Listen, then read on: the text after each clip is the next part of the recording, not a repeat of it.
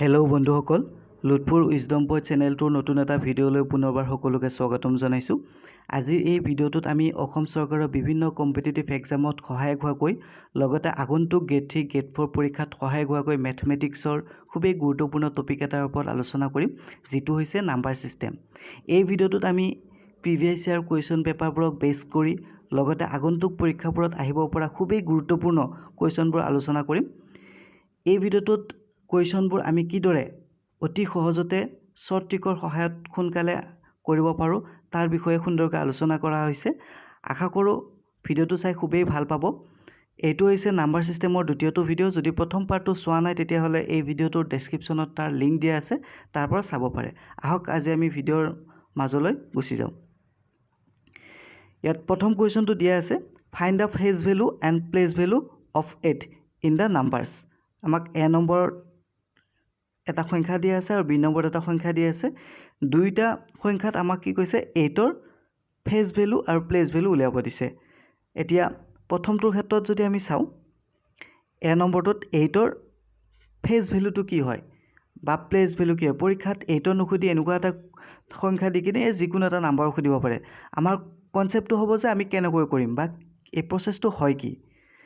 তো ইয়াতে phase value বুলি কওঁতে আমি সংখ্যাটোক যিটো নামেৰে মাতোঁ সেইটোৱে হ'ল তাৰ ফেজ ভেলু। যেনে 8ক ফেজ ভেলু হ'ব 8। আৰু প্লেচ ভেলু কি হ'ব, আমি চাব লাগিব যে এই 8টো কিমান নম্বৰ প্লেচত আছে। যদি আমি চাওঁ দেখা পাম যে একক, দশক, শতক, হাজাৰ, মানে এইটো কি আছে 1000 প্লেচত আছে, হাজাৰৰ স্থানত আছে। গতিকে ইয়াৰ প্লেচ ভেলু কি হ'ব 8000, মানে 8000।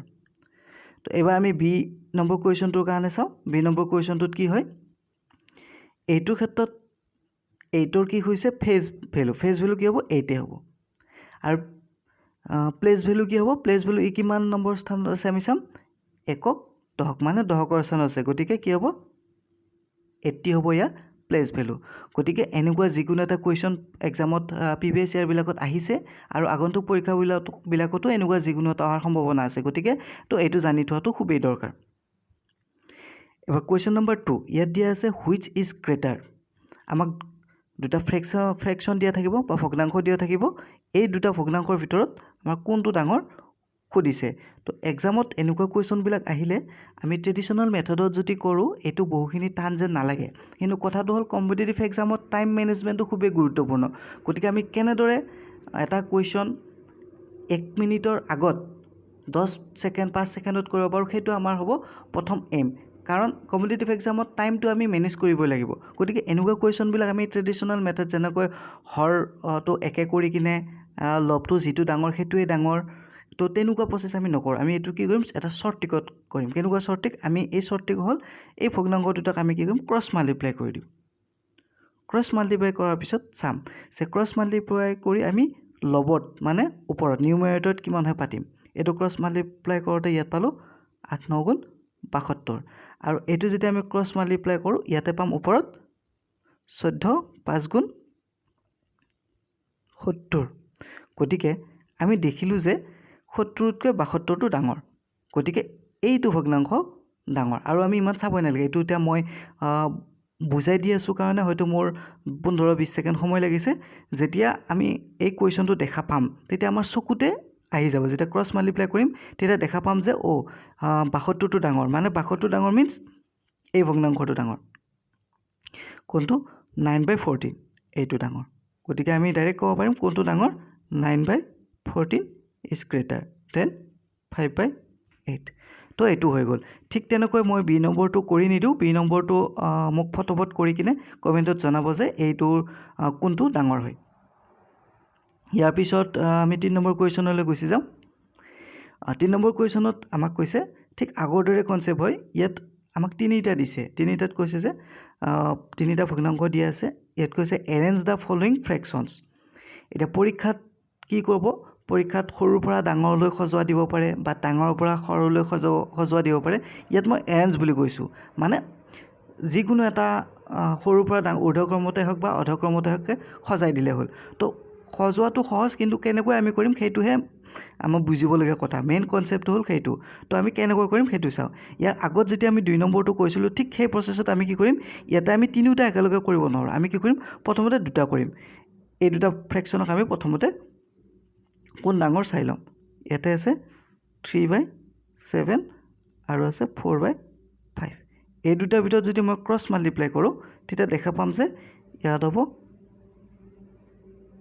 28 আৰু ইয়াত ক্ৰছ মাল্টিপ্লাই কৰোঁতে ইয়াত হ'ব 15 তো ইহঁত দুটাৰ ভিতৰত আমি কোনটো ডাঙৰ পালোঁ আমি গম পালোঁ যে 4/5 ডাঙৰ আমি ছাইডত লিখি ৰাখিলোঁ এইটো ইমান লেট প্ৰচেছ নহয় মানে মই ইয়াত কৰিলোঁ লিখি ৰাখিলোঁ এইটো মাইণ্ডতে কৰি ল'ব পাৰে মাইণ্ডতে কৰি ছাইডত লিখি ৰাখিব পাৰে তো মই ইয়াতে বুজাবৰ কাৰণে মই এনেকৈ লিখি ৰাখিছোঁ বাৰু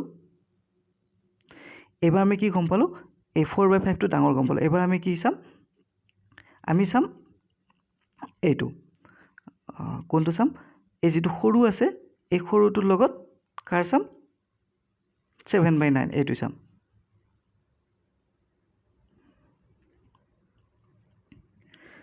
গতিকে ইয়াতে লিখিলোঁ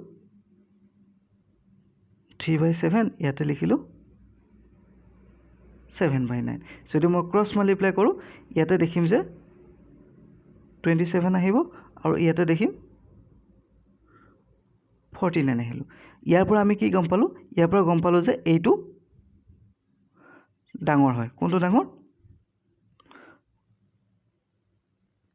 7/9টো ডাঙৰ হয় 7/9 কাতকৈ ডাঙৰ 3/7 মানে আমি কি গম পালোঁ আমি গম পালোঁ যে 4/5 বা 7/9 এই দুইটাতকৈ কি সৰু এই দুইটাতকৈ সৰু 3/7 গতিকে ই আটাইতকৈ সৰু 3/7টো ই আটাইতকৈ সৰু গতিকে এই 2 নম্বৰ পজিশ্যনত কোনটো আহিব 2 নম্বৰ পজিশ্যনত কোন আহিব এইটো জানিব লগা হ'লে আমি কি কৰিব লাগিব আমি ইহঁত দুইটা ওলাব লাগিব 4/5 আৰু 7/9 ইহঁতৰ কি কৰিম ইহঁতৰ কোন ডাঙৰ কোন সৰু সেইটো চালে আমি গম পাই যাম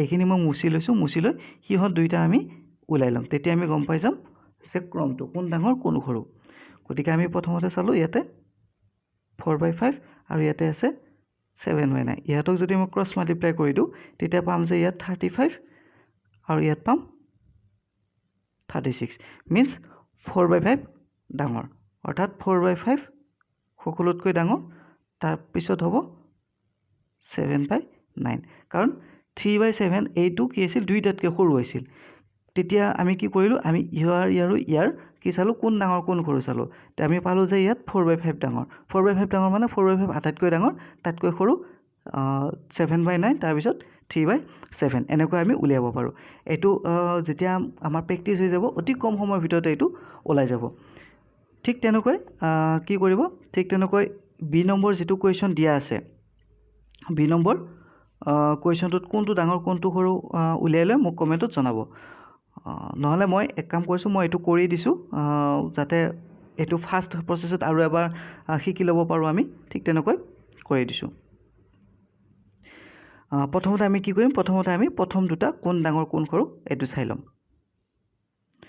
3/5 আৰু 2/3 ইয়াৰ যদি মই ক্ৰছ মাল্টিপ্লাই কৰোঁ তেতিয়া ইয়াতে বা মই আৰু ইমান এতিয়া বুজাই নাথাকোঁ এতিয়া মই যিমান পাৰি ফাৰ্ষ্ট কৰি দিম তো ইয়াতে আমি গম পালোঁ যে এইটো ডাঙৰ গতিকে ইয়াতে আমি লিখি ৰাখিব পাৰোঁ যে 3/2 is greater than 2/3 is greater than 3/5 এতিয়া আমি কি চাম এতিয়া আমি সৰুটোৰ লগত ৰেষ্টটো চাম মানে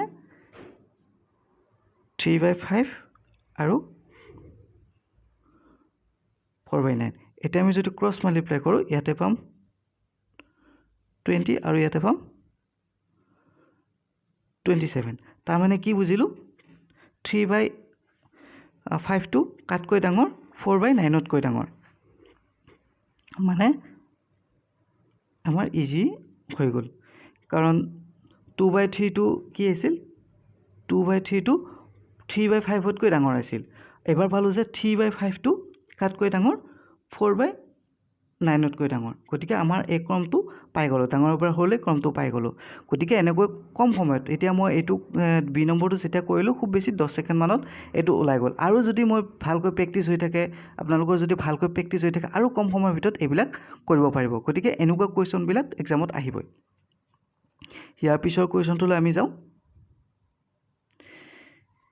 ইয়াৰ পিছৰ কুৱেশ্যনটোত আছে মই ইংলিছ এছামিজ দুইটা পঢ়ি দিছোঁ বাৰু এ number when divided by 98 gives a remainder 18 what remainder will be obtained by dividing the same number by 7 তাৰ মানে কি কৈছে এটা সংখ্যাক 98ৰে ভাগ কৰিলে বাকি 18 পোৱা যায় একেটা সংখ্যাক 7ৰে ভাগ কৰিলে ভাগশেষ কি পোৱা যাব তো এই কুৱেশ্যনটো যেতিয়া দিয়া থাকিব এনেকুৱা কুৱেশ্যন এটা এক্সামত আহে আৰু এইটো বহুত ডিফিকাল্ট যেন লাগে কিন্তু ইমান ডিফিকাল্ট নহয় তো কুৱেশ্যনটোত কি কৈছে এটা সংখ্যা আমি ধৰি লওঁ সংখ্যা যিকোনো এটা সংখ্যা n এই সংখ্যাটো কি কৈছে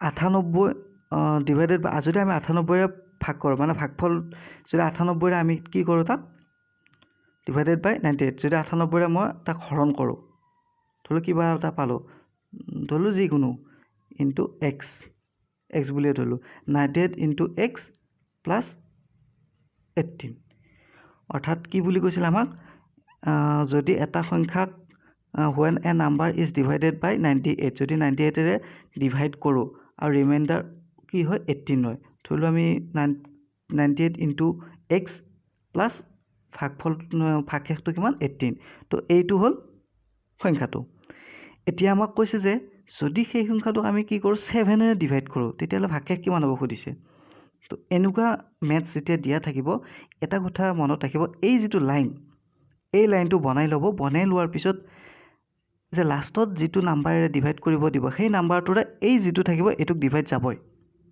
এইটো 100% মেইন কথাটো ক'ত থাকিব এই যে ৰিমাইণ্ডাৰ থাকে ৰিমাইণ্ডাৰটোৱে মেইন কথাখিনি থাকিব কেনেকৈ হ'ব মই দেখাই দিছোঁ এবাৰ চাব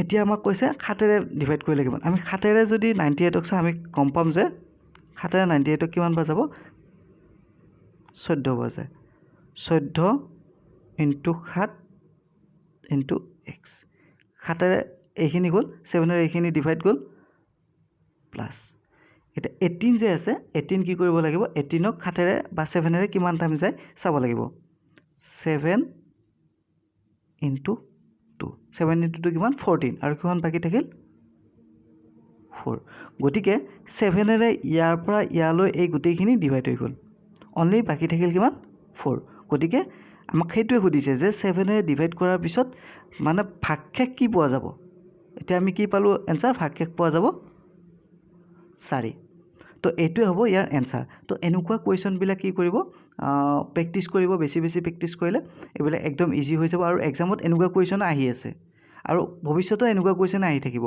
আৰু ইয়াৰ পিছৰ ভিডিঅ'বিলাকত মই আৰু প্ৰিভিয়াছ ইয়াৰ বেষ্ট কুৱেশ্যন লৈ আহিম যাতে আমি এটা আইডিয়া পাওঁ সকলো কেণ্ডিডেটে এটা আইডিয়া পায় কেনেকুৱা কুৱেশ্যন প্ৰিভিয়াছ ইয়াৰত আহি গৈছিল বা কেনেকুৱা কুৱেশ্যনবিলাক আহে বা কুৱেশ্যনবিলাক আমি কেনেকৈ শ্বৰ্ট ট্ৰিকৰ সহায়ত কৰিব পাৰোঁ তো তেনেকুৱা ভিডিঅ'বোৰ মই দি থাকিম মেথছ বুলিয়ে নহয় ৰিজনিং জিকে বা সায়েন্স জিকে ওপৰতো মই কুৱেশ্যনবিলাক দি থাকিম গতিকে যিসকল বন্ধুৱে বা বন্ধু বান্ধৱীয়ে এই চেনেলটোৰ সৈতে জড়িত হৈ আছে তেওঁলোকে কণ্টিনিউ কৰি থাকিব আৰু যিসকলে নতুনকৈ এই চেনেলটোত আহিছে তেওঁলোকে চেনেলটো ছাবস্ক্ৰাইব কৰি ৰাখিব সকলোবিলাক ইম্পৰ্টেণ্ট ভিডিঅ' সময়মতে পাই থাকিব ধন্যবাদ